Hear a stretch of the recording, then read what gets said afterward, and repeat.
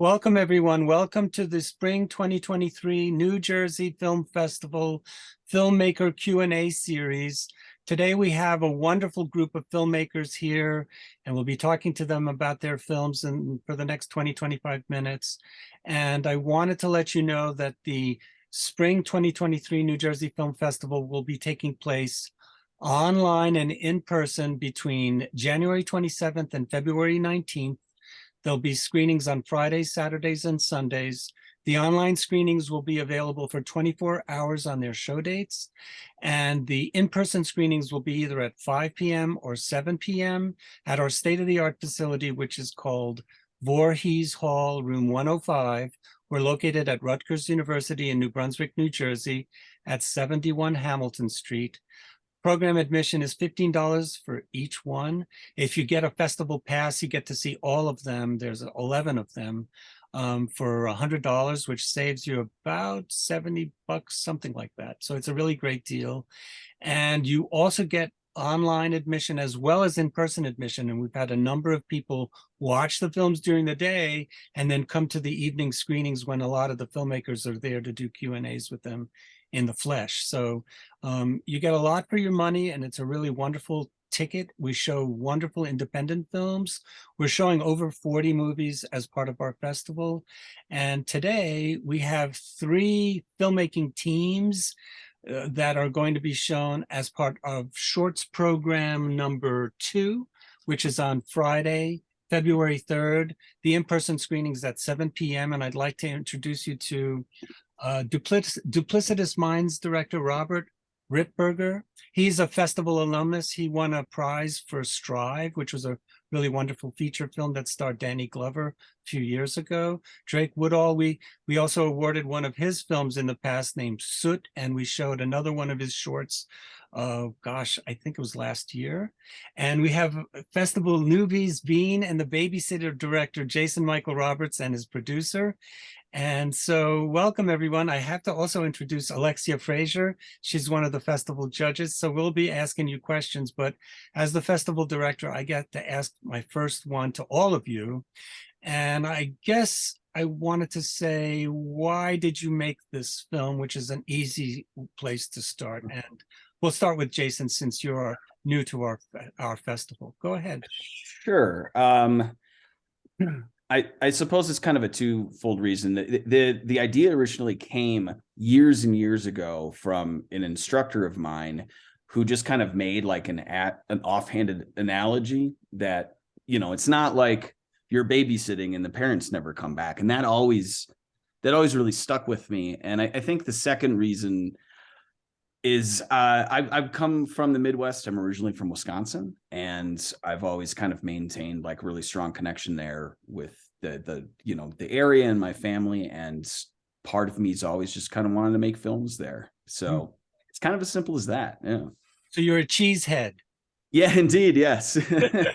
Very cool. Packer fan whenever I'm home, and then I don't really think about it when I'm away.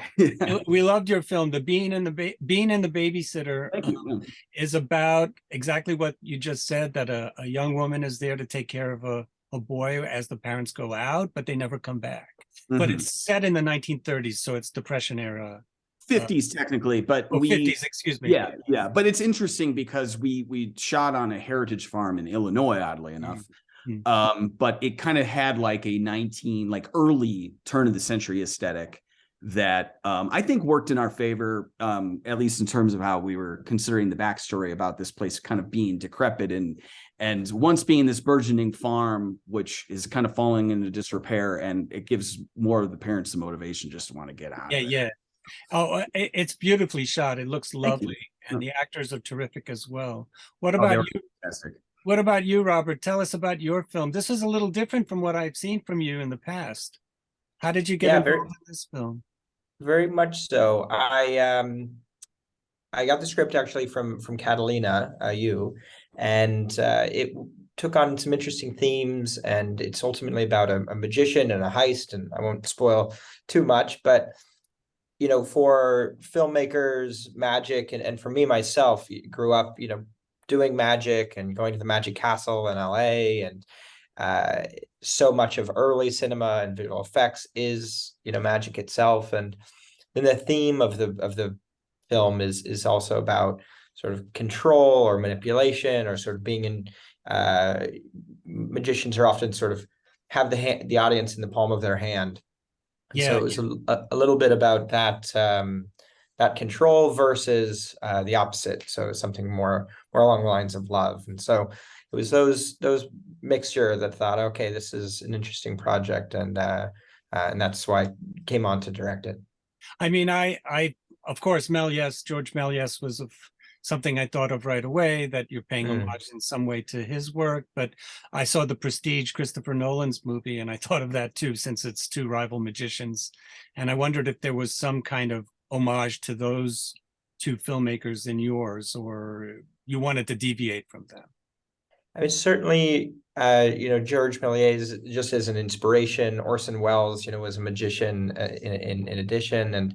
But for me, it was really trying to see at how magic had been represented in films, and looking at a way to do it better, and or rather just do it differently, because obviously there's some great films out there already. But that was the goal, is to see if there was a different version of a story about a magician that could be told, and that again is what resonated with me. Cool. What about you, Drake? This was a different film from what we've gotten from you in the past, but at the same time, I think a lot of the creepy atmosphere that we got in some of the other ones are still very present in your newest film, The Button Game.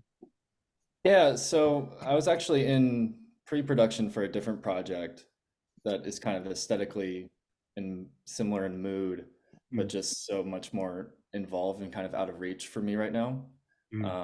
So me and a production designer kind of explored this story, which I just heard about it on a podcast. It's based on a true story of someone in Alcatraz.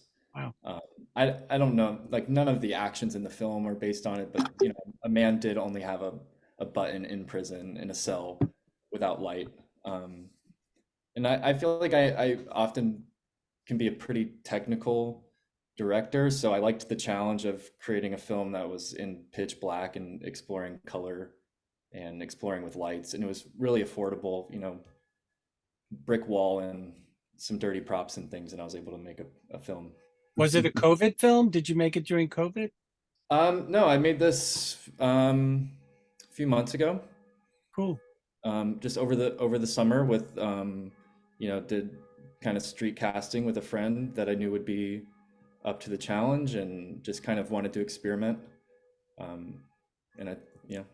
Very cool. Yeah, pretty simple.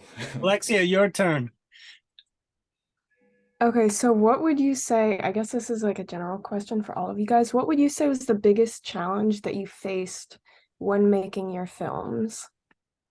Budget. That's my producer.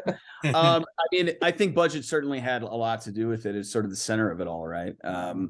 But for me, the biggest challenge was simply making our days. Because of the budget, we had people, like working for low rates with that were traveling in. We couldn't accommodate them, so they were traveling in from Chicago or elsewhere, and it was just really important to me to send them home on time. And that meant that I had to make a lot of sacrifices along the way. I mean, I basically made a graphic novel of storyboards that I completely had to abandon. And we wanted to do dolly moves. We wanted to do all this stuff, but even a steady cam. And I realized I had to resign to doing handheld and locked off shots for the most part. And I don't even like handheld. There's a place for it. But so for me, it was really just making the days and making sure people were happy, and we made a full film, and I think we did. We did. There was also other challenges that we sort of put on ourselves, of like our lead actor is a minor. We have an animal that's heavily featured in the film, and like those two right there just present more challenges that I think on this instance worked out great. Yeah, it was smooth and everything worked perfectly, but that was a big fear for us going into filming, was like, what if the cow decides to just start mooing over all the dialogue? So we had contingency plans for all these things. Right. That was a big fear for us. Yeah, and not to take up too much more time, but another big challenge that we had is we were based out of LA, and our actors we casted in the Midwest. So another reason why I just kind of had to abandon everything and, wing it, so to speak, is because I didn't get any time really to do rehearsals other than table reads, which you can only do so much on Zoom. Right. And so I didn't get to see them in a space anywhere. I didn't get to play around with where I could put the camera, like none of those things. I didn't have any of that luxury. So yeah, it was tough, but we did it and it was a blast. I mean, they were great. So Do you think that, I sometimes think that when you're forced in that situation, that the immediacy, sometimes you get better results than something that's overly planned. But sure, yeah. I mean, I'm so grateful for Caitlin and Liam, our actors, because I really had to lean on them just to come up with ideas on their own. And I mean, you wouldn't expect that of an 8-year-old kid, but that guy was brilliant, and he was coming up with things left and right that I just didn't. None of us had the capacity to consider because we were just doing all swimming this in all. Yeah, yeah. that's wonderful. Yeah. Robert, well, you get to go next. I guess that's the order we'll go in. This one had a lot of subtle moments in which the story unravels and you don't want to tell too much, and you also want to create suspense, and you still want the audience to know what's going on. And there's a lot of layers within a short amount of time. So that one was on the trickier side to unpack, and always trying to simplify while not kind of drawing out the entertainment of it all. So a lot of really laying out the story, working on the script in advance, and then really knowing exactly what we wanted when we went in there and testing in the edit. So that was a film that's a heist and that also deals with magic and also performs a magic trick in itself, as the goal. That was the tallest thing. And romance too.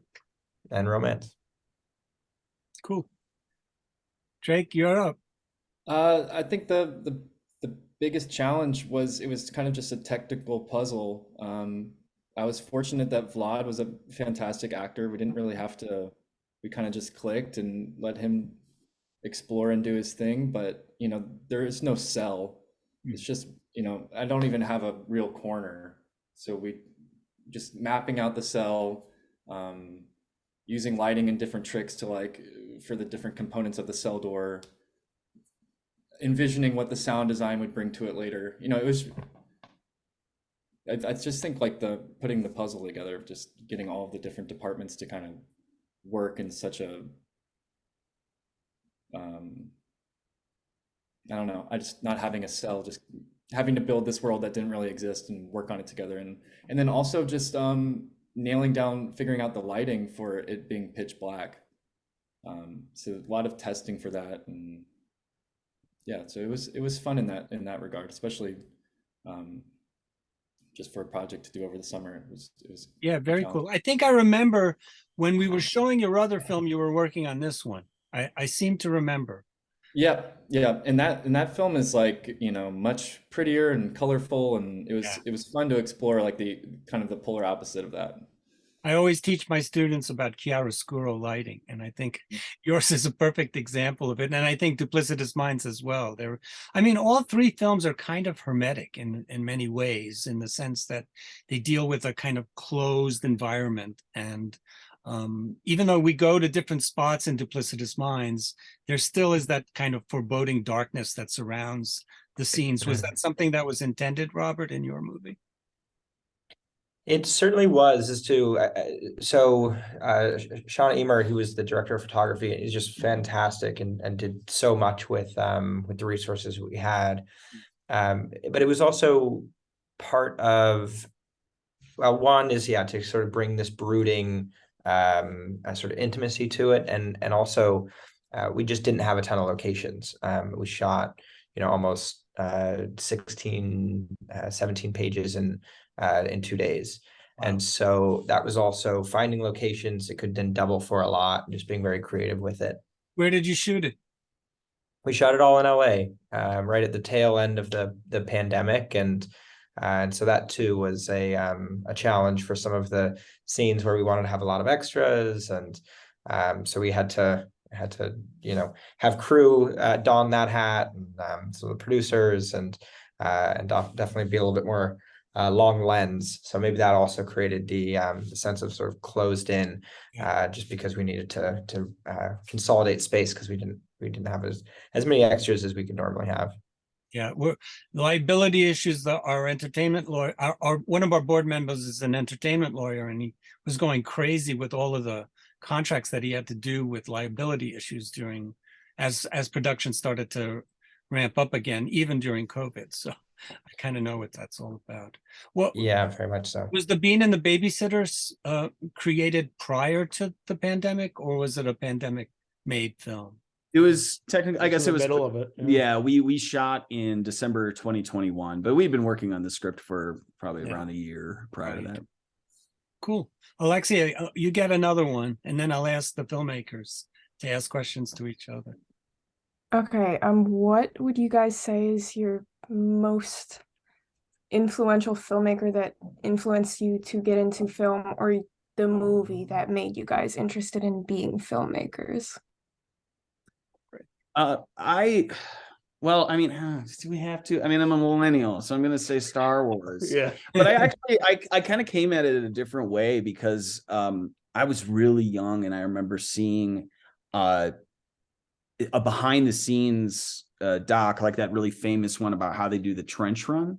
And that was like really my first, like that made like a really huge impression for me. So yeah, Star Wars, of course. But when I was in 8th grade, my friends and I were looking at some of the premium channels like Showmax or Showmax or HBO, and Clockwork Orange came on, and I think I was like in 8th grade, and I think that was the first time, having seen the Twisters and the Batman Forevers and all these big spectacle movies, this is the first time when I really realized that film could be something different, and frankly at that age a little horrific. So that's my story. I mean, I'm of the TV world. I'm sorry, guys.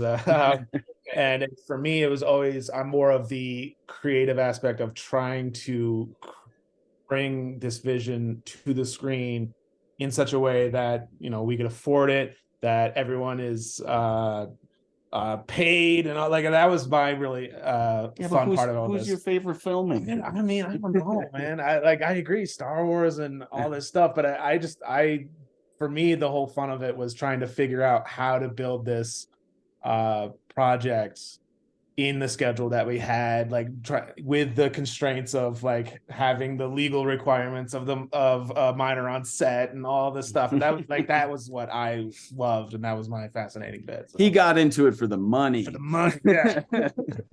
That's the age-old argument. Yeah. Commerce versus art. Yeah. Right. Yeah. Right. Robert, who's your favorite or favorite film? Let's see. I mean, I really came to filmmaking just through like the power of storytelling, and how interesting that was. Actually, I just wrote a book that came out 2 weeks ago called The Power of Storytelling, and that was just watching how transformative watching films could be, or even just purely horror films, scaring, or comedies making people laugh. And as far as specific filmmakers, that is really Sidney Lumet, Spielberg, Abbas Kiarostami. There's a range there. Max Fools, Kubrick. It's try to watch as many movies as possible, and there's certainly some interesting things in the majority of them. Cool. Drake, what about you? It's hard. I heard it mentioned. I watched a lot of Twister. Yes. I don't Dude, know it holds up. It holds up. It's still good. Still good. And a lot of Indiana Jones, and I don't know if I want to watch the next one, but on young Harrison. I kind of just stumbled into filmmaking though in a journalism class in college. I'd always been a film fan, but I kind of just immediately fell in love with like the being able to kind of create a world. I don't know. I like Darren Aronofsky. Cool. I like, Yeah, I that like makes sense. I like his visual style. I kind of like that. You came more from a writing perspective, I remember, because when I interviewed you prior, that was something. Yeah, I don't know if this film's a great example of. No, There's not really much of a narrative here, but I think since I know Robert's previous work, some of it anyway, and I know yours, that I think you both create atmospheres. And I think in Bean and the Babysitter, it really is a very, I mean, it looks like it was shot on film. It doesn't really look like it was a digital project. So kudos to you for that. And I think also the environments that you create are very interesting and they're mysterious. You don't really know what's going to happen in any of your films. And I think that's also why I think our jury liked that. I mean, one juror wrote about the button game that it was creepy, but she liked it. So, I mean, I think there's it's something that all of the films will leave our audiences very enamored as they watch it. And all of these movies are being shown at the same time. I guess now's a good time to share screen so I can show you all the great movies that we're showing. Let me just do this first and go over here before I do that. All right, everybody. So if you wanted to go and come to this screening, let me share screen. And we'll just open this up so we don't get we don't see my files. Normally, folks would go to this website, which is njfilmfest.com, and that everything would have been here. But since we've been partnering with Eventive, which even Sundance is using now, we beat them by 3 years. So this is basic information about where the festival is being held, how much it costs, but you absolutely have to click on this button, which bounces you to our Eventive catalog page. And all of the programs are listed here. And there's a series of them. We go down here and we will find, where is our, oh, I guess it's not on here. Let's see here. Go to the festival site. And you go to schedule. And the schedule is basically a linear way to see all of the programs. The red lines indicate a demarcation of a new program. And there's big pictures and blurbs about each of the films that the filmmakers have written. And so on Friday, February 3rd, our program is online for 24 hours in person at 7. And a number of these filmmakers are going to be here. Ellie Cohn is actually a student filmmaker. And this was a really great project for, I mean, it was way older than how old she is. And I think it's a really smart film that's also very suspenseful. And that'll open up the program. And here's a nice photo from the Button Game, Drake's film. And Cindy's Voiceless film scored very high by our judges as well.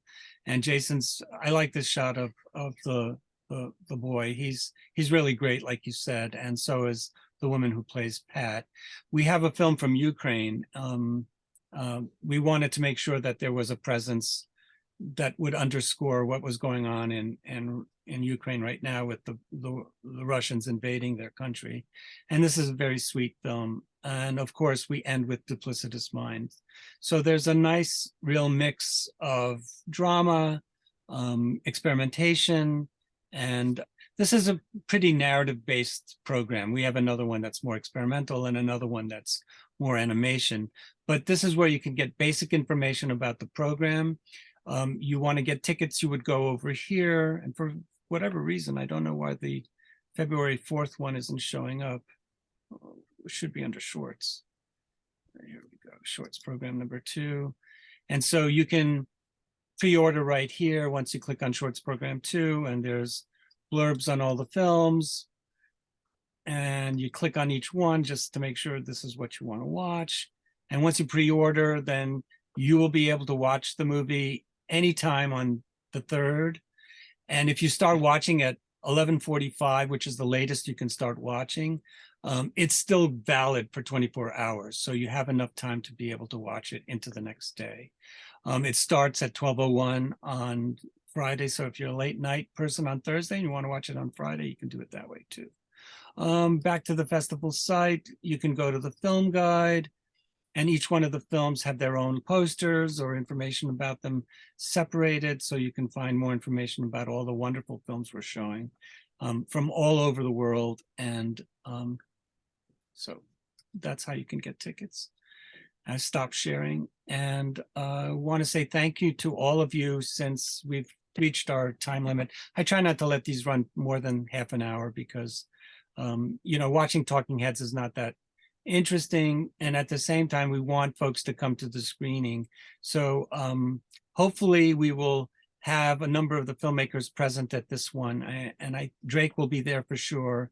I think the other two filmmakers are too far away to really be coming to the screening, but this Q&A is meant to kind of substitute for that experience, and anybody who buys a ticket gets access to all of the Zoom Q&As. So anyway, thanks so much, Robert, Jason, Thank producer. you. I forgot the producer's name. Alex, yeah, sorry. Alex, oh my God, how bad of a host am I?